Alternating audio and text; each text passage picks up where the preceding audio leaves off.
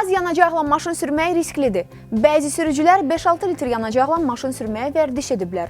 5, hətta 3 manatlıq yanacaq alan sürücülərə çox rast gəlinir.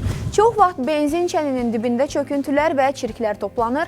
Yanacaq səviyyəsi aşağı olanda onlar ötürmə sisteminə daxil olurlar. Azərbaycandakı avtomobillərin çoxunun köhnə olduğunu nəzərə alaraq qeyd etməliyik ki, çən uzun müddət tam dolmayanda korroziya sürətlənir və bak sıradan çıxır. Eyni zamanda uzun müddət çəndə toplanan çöküntülər yaxşı halda yanacaq filtrini, pis halda isə nasosu və injektor sistemini sıradan çıxarır.